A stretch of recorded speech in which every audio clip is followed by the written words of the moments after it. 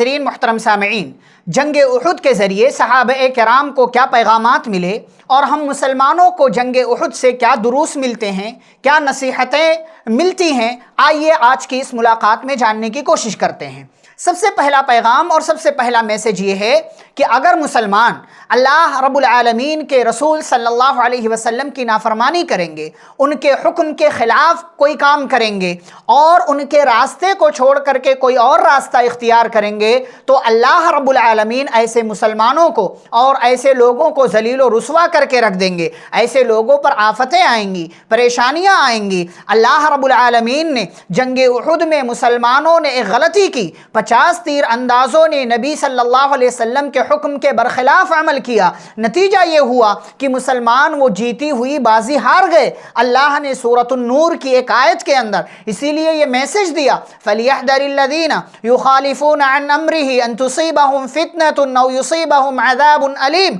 ان لوگوں کو ڈرنا چاہیے جو رسول صلی اللہ علیہ وسلم کے حکم کی مخالفت کرتے ہیں، ان کے اگینسٹ جاتے ہیں۔ کس بات سے ڈرنا چاہیے؟ کہ یہ کسی فتنے میں مبتلا ہو جائیں گے یا ان کے اوپر اللہ کی طرف سے دردناک عذاب آ جائے گا۔ تو نبی صلی اللہ علیہ وسلم کی معصیت، آپ صلی اللہ علیہ وسلم کی نافرمانی کرنے سے ایسی قوم پر اور ایسے لوگوں پر عذاب آتا ہے، مشکلات آتی ہیں، پریشانیاں آتی ہیں۔ یہ جنگ احد کا ایک پیغام ہے۔ اسی طریقے سے جنگ احد کا ایک پیغام یہ بھی ہے کہ تاکہ اللہ رب العالمین لوگوں کے درمیان سچا کون ہے، جھوٹا کون ہے، اس بات کی تمیز پیدا کر دے۔ اس لیے کہ جنگ احد میں مسلمانوں کو بظاہر جو ہار ملی، مسلمان جو بظاہر ہار گئے، اس سے اللہ رب العالمین نے لوگوں کے درمیان فرق پیدا کر دیا۔ اگر مسلمان مسلسل جیتتے جاتے، اگر مسلمانوں کو مسلسل کامیابی ملتی جاتی، تو جھوٹے لوگ بھی، غدار لوگ بھی،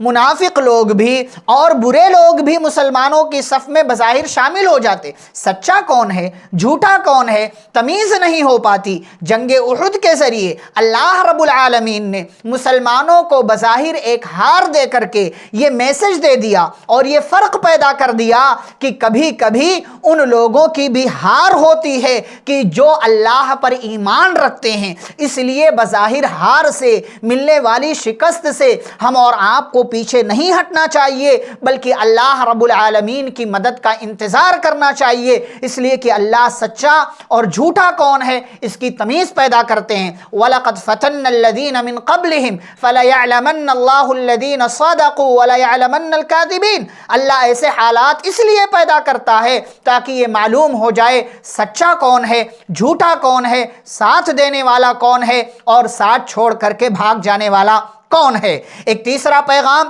ایک تیسرا میسج یہ ملتا ہے کہ کبھی کبھار اللہ رب العالمین کی مدد میں تاخیر اس لیے ہوتی ہے تاکہ انسان کے نفس کا غرور ٹوٹے، وہ اپنے ایمان کو مزید مضبوط کرے۔ اسی لیے ہماری زندگی میں کبھی کبھی مصیبتیں، کبھی کبھی پریشانیاں، کبھی کبھی دکھ بھرے حالات اس لیے اللہ تعالیٰ پیدا کر دیتا ہے تاکہ ہم اپنے آپ کو سب کچھ نہ سمجھ بیٹھیں کہ ہمارے پاس پاور ہے، طاقت ہے، یہ ہے، وہ ہے، اور ہم اپنی زندگی میں مست رہیں اور مست رہ کر اپنے آپ کو خدا نہ سمجھ لیں۔ اس لیے اللہ رب العالمین کبھی کبھی ہمیں ایسے حالات میں ڈال دیتا ہے، ضرورت توڑ دیتی ہے۔ غرور بے نیازی کو نہ ہوتی کوئی مجبوری، تو ہر بندہ خدا ہوتا۔ اللہ رب العالمین اسی لیے مدد میں تاخیر کر دیتا ہے تاکہ بندے کا غرور ٹوٹے، بندے کا تکبر ختم ہو اور بندے کے نفس میں جو فخر اور مباحات والا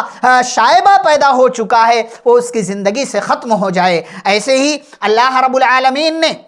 جنگ احد کے ذریعے یہ پیغام ہم مسلمانوں کو دیا کہ کبھی کبھی اللہ رب العالمین ایسے حالات پیدا کرتا ہے کہ مسلمان جو ہوتے ہیں ان کا جنت میں ایک اعلیٰ مقام اللہ نے فکس کر رکھا ہے کہ میرا فلاں بندہ اس فلاں مقام پر جائے گا، جنت کے فلاں لیول تک پہنچے گا، لیکن اس کے اعمال ایسے نہیں ہوتے ہیں کہ وہ ان اعمال کی بنیاد پر اس لیول تک پہنچ سکے۔ اسی لیے اللہ اس کو امتحان میں ڈال دیتا ہے اور پھر اس امتحان میں اس بندے کو کامیاب کر کے، اس بندے کو کامیابی دے کر کے، اس بندے کو اللہ رب العالمین اس امتحان میں ڈال کر اس کی مدد کر کے اللہ اسے اس لیول تک پہنچا دیتا ہے جہاں تک اللہ نے اس کا مقام فکس کر رکھا ہے۔ مسلمانوں کو اللہ رب العالمین نے آزمایا، صحابہ کرام کو آزمایا اور ان کا مقام اونچا کر کے اللہ نے سرٹیفکیٹ دیا، رضی اللہ عنہم ورضوا عنہ۔ اسی طریقے سے ایک پانچواں میسج، ایک پانچواں پیغام جنگ احد کے تعلق سے یہ ہے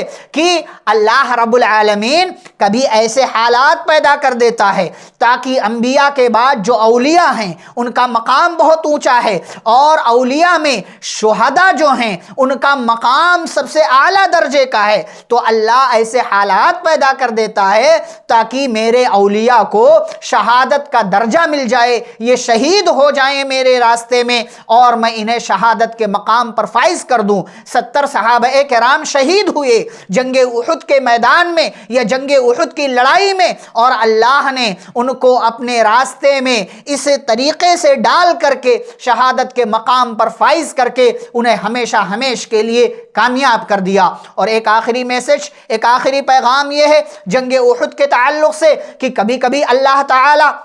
ایسے حالات اس لیے پیدا کرتا ہے یا کافروں کو قوت اور غلبہ اس لیے دے دیتا ہے، کافروں کو اللہ رب العالمین اس لیے حکمرانی دے دیتا ہے، حکومت دے دیتا ہے، ان کو طاقت و قوت عطا کر دیتا ہے تاکہ جب وہ پاور میں آئیں، وہ مضبوطی میں آئیں، وہ جو ہے وہ حکومت میں آئیں تو مزید جو ہے وہ برائیاں کریں، مزید جو ہے اللہ کی سرکشی کا کام کریں، مزید اللہ کی نافرمانی کا کام کریں، مزید اللہ کے حدود کو، لمٹس کو کراس کر کے جائیں، اور جب وہ ایسا کریں گے تو اللہ کا وعدہ یعنی عذاب کا وعدہ ان کے لیے سچا ثابت ہوگا۔ اللہ کہتے ہیں وَإِذَا أَرَدْنَا أَن نُهْلِكَ قَرْيَةً أَمَرْنَا مُتْرَفِيهَا